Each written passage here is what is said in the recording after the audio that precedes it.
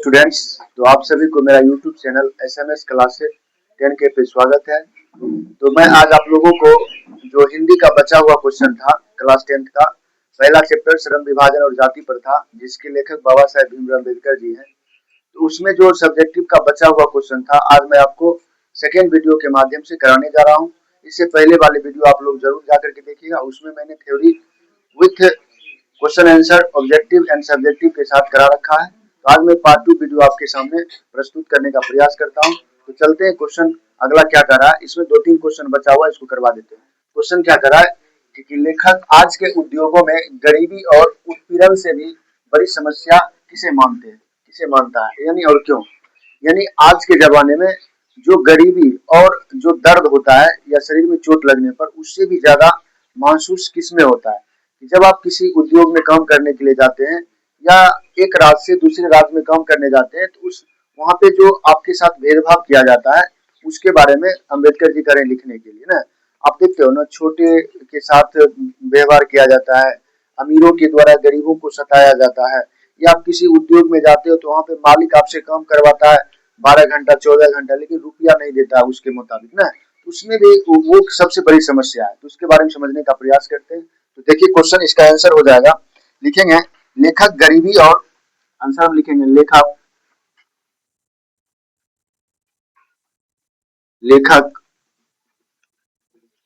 लेखक गरीबी और उत्पीड़न से भी उत्पीड़न से भी उत्पीड़न से भी बड़ी समस्या बड़ी समस्या बड़ी समस्या जाति प्रथा को मानते हैं। जाति प्रथा को जाति प्रथा को मानते हैं। जाति प्रथा को मानते हैं। जाति प्रथा को मानते हैं क्योंकि जाति प्रथा क्योंकि जाति प्रथा क्योंकि जाति प्रथा क्योंकि जाति प्रथा लोगों का जाति प्रथा लोगों का उनके स्वभाव लोगों का उनके स्वभाव लोगों का उनके स्वभाव के अनुसार उनके स्वभाव के अनुसार कार्य चुनने की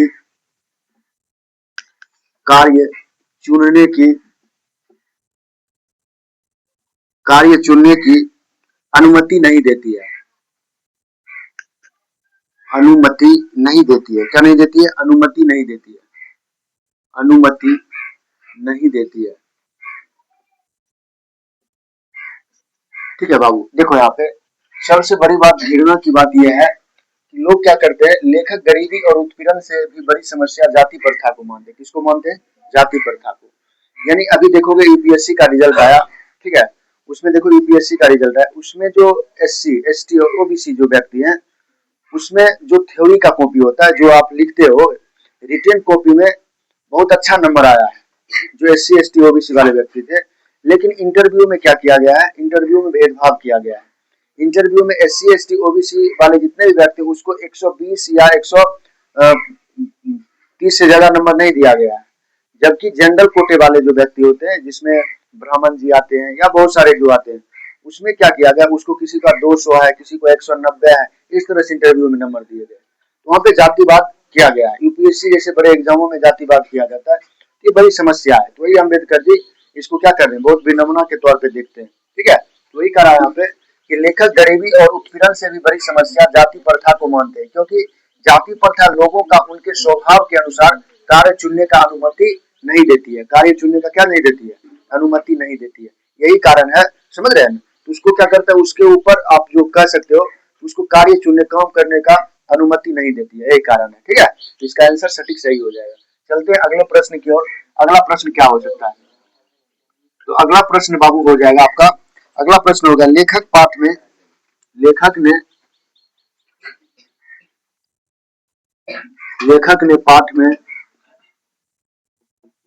लेखक ने पाठ में किन प्रमुख पहलुओं किन प्रमुख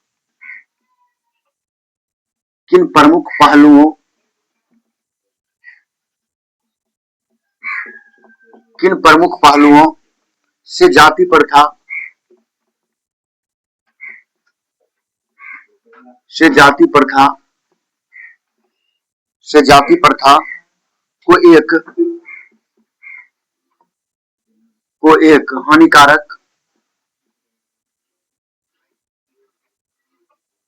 एक हानिकारक प्रथा का रूप दिखाया है। हानिकारक प्रथा का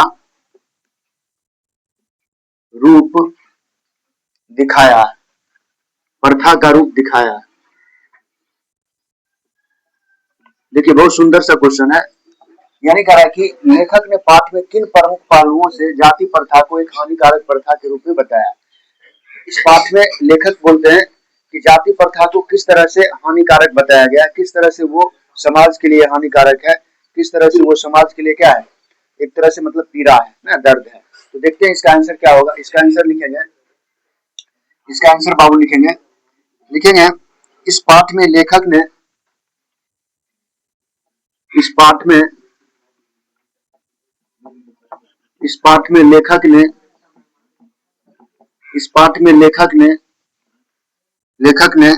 कई पहलुओं से जाति प्रथा को एक हानिकारक प्रथा बताया है।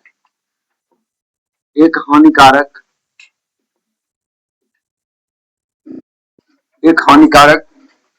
प्रथा बताया है। एक हानिकारक प्रथा बताया है। एक हानिकारक प्रथा बताया है जिसमें आर्थिक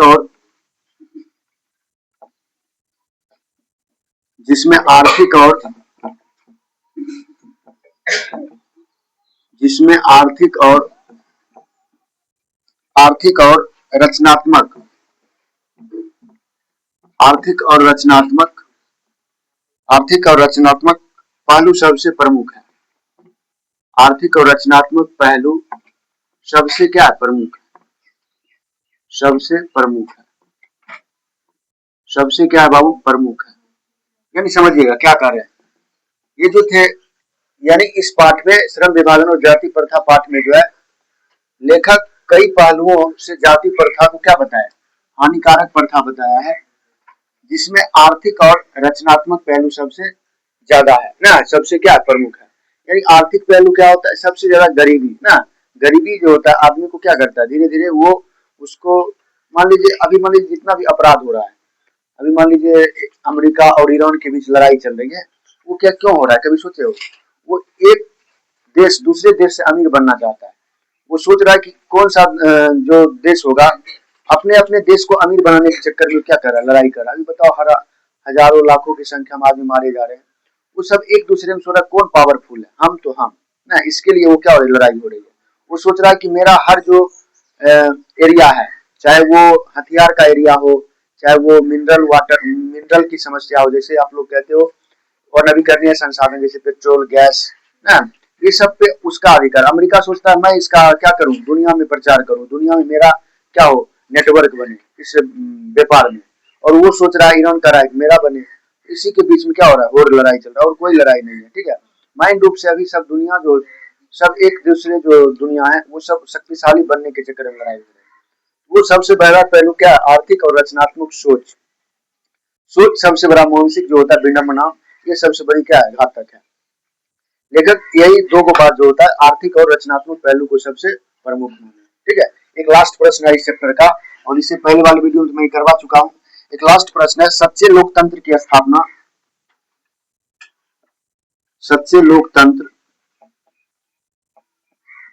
सच्चे लोकतंत्र की स्थापना, सच्चे लोकतंत्र की स्थापना, सच्चे लोकतंत्र की स्थापना के लिए, सच्चे लोकतंत्र की स्थापना के लिए लेखक ने किन विशेषताओं को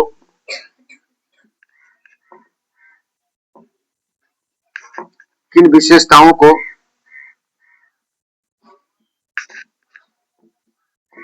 किन विशेषताओं को किन विशेषताओं को आवश्यक माना है, किन विशेषताओं को आवश्यक माना है, किन विशेषताओं को आवश्यक माना है, किन विशेषताओं को आवश्यक माना। आंसर लिखिएगा। लोकतंत्र की स्थापना, लोकतंत्र की स्थापना, लोकतंत्र की स्थापना के लिए, लोकतंत्र की स्थापना के लिए लेखक ने लेखक ने लेखक ने लोगों के बीच लेखक ने लोगों के बीच लेखक ने लोगों के बीच दूध और पानी दूध और पानी दूध और पानी दूध और पानी के मिश्रण दूध और पानी के मिश्रण दूध और पानी के मिश्रण मिश्रण जैसा भाईचारे को भाईचारे को भाईचारे को आवश्यक माना है, आवश्यक माना है, आवश्यक माना है। ठीक है, दूध और पानी की तरह क्या माना है, आवश्यक माना है। तो यहाँ पे लेखक ने क्या बोले थे, ध्यान देना। तो कह रहे कि सच्चे लोकतंत्र की स्थापना अर्थात सच्चे जो होता है रियल डेमोक्रेसी की स्थापना के लिए लेखक ने किन विशेषताओं को क्या माना है, आवश्यक माना है। तो कह रहा है कि जो एक लोकतंत्र की जो परिभाषा होती है, जो एक आपको मैं पॉलिटी में पढ़ाया था, लोकतंत्र कितने प्रकार के होते थे, दो प्रकार के होते थे। एक कौन होता था बताओ, एक प्रत्यक्ष अप्रत्यक्ष, बताए थे ना। भारत में कैसा लोकतंत्र है, अप्रत्यक्ष है। भारत में कैसा लोकतंत्र है, अप्रत्यक्ष है। तो यहाँ पे वही कह रहे हैं कि जो सच्चे लोकतंत्र की जो परिभाषा होती है, सच्चे लोकतंत्र की स्थापना के लिए लेखक ने किन विशेषताओं को सबसे आवश्यक माना है। तो लोकतंत्र की स्थापना के लिए लेखक लोगों के बीच दूध और पानी के मिश्रण जैसे भाईचारे को क्या माना, आवश्यक माना है। बोल रहे हैं लेखक जी, बोल रहे हैं अंबेडकर जी कह रहे हैं कि अगर कोई भी देश लोकतांत्रिक है, उसमें जो होता है वहाँ के जितने भी समुदाय, उस देश में जितने भी समुदाय निवास कर रहे हैं, चाहे वो हिंदू हो, चाहे वो मुस्लिम हो, चाहे वो सिख हो, चाहे वो ईसाई हो, चाहे वो गरीब हो, चाहे वो अमीर हो, चाहे वो क्रूप हो, चाहे वो सुंदर हो, यानी सभी में क्या होना चाहिए, दूध और पानी की तरह। जैसे हम पानी में दूध मिला देते हैं तो पानी के कलर को भी क्या कर देता है, दूध उजला कर देता है। उसी तरह हमें क्या होना चाहिए, भाईचारा होना चाहिए, हमें बंधुता होना चाहिए, हमें समानता होनी चाहिए। इसी बात का इसमें क्या कर रहे हैं, जिक्र कर रहे हैं। कौन, लेखक बाबा साहेब भीमराव अम्बेडकर। वही कह रहे हैं कि लोकतंत्र की स्थापना के लिए लेखक ने लोगों के बीच दूध और पानी के मिश्रण अर्थात दूध में क्या बोलते हैं, पानी में जब दूध को मिला देते हैं तो जो पानी का भी रंग क्या हो जाता है, व्हाइट हो जाता है, दूध की तरह हो जाता है। उसी तरह अगर आप अमीर हो तो गरीब को इस तरह से बिहेव करो, गरीब के साथ इस तरह से बर्ताव करो, उसको फील ना हो कि नहीं वो अमीर है हम गरीब हैं। ठीक है, अब मान लीजिए आप सुंदर हो, हम कुरूप हैं, तो मेरे साथ आप इस तरह व्यवहार करो कि मुझे क्या हो, मुझे ठेस ना पहुंचे कि मैं क्या हूँ, कुरूप हूँ या अगली हूँ ना, मैं कुछ भी हूँ। ठीक है, इस तरह से क्या होना चाहिए, समानता होना चाहिए। बाबा साहेब अम्बेडकर यही सब बात की जिक्र कर रहे हैं इस चैप्टर में। ठीक है, तो आप लोग समझ गए। ये चारों क्वेश्चन के 3 क्वेश्चन है ना, 3 क्वेश्चन में आपका पूरा चैप्टर खत्म हो गया। ठीक है, इससे पहले वाले वीडियो मैंने इससे पहले करा चुका हूँ ना, क्वेश्चन करा चुका हूँ ना, करवा चुके हैं। तो बाबू ये था आपका जो पहला चैप्टर, फर्स्ट जो चैप्टर था, यानी चैप्टर नंबर 1 जो था, चैप्टर नंबर 1 चैप्टर नंबर 1 जो था आपका कौन था? श्रम विभाजन और जाति प्रथा। श्रम विभाजन, श्रम विभाजन और श्रम विभाजन और क्या था बाबू? जाति प्रथा। श्रम विभाजन और जाति प्रथा, जिसके लेखक कौन है? बी आर अम्बेडकर जी हैं। कौन है? बी आर अम्बेडकर जी हैं। बी आर अम्बेडकर जी हैं, ठीक है। और ये चैप्टर क्या हो जाता है? समाप्त हो जाता है। चैप्टर क्या हो जाता है? समाप्त हो जाता है। ऑब्जेक्टिव और सब्जेक्टिव क्वेश्चन मैंने करवा दिया है, ठीक है, और विथ कॉन्सेप्ट के साथ, ठीक है बाबू। तो ये सब आपका था लास्ट पहला चैप्टर का क्वेश्चन और आंसर हो गया, ठीक ना। और व्याकरण का भी मैं आपको जल्दी वीडियो लाने का प्रयास करूंगा। तो धन्यवाद। ये वीडियो अगर पसंद आया हो तो मेरा YouTube channel SMS classes 10K को सब्सक्राइब करें, बेल आइकन दबावें और दोस्तों में ज्यादा से ज्यादा शेयर करें। धन्यवाद। फिर से मिलते हैं नेक्स्ट वीडियो।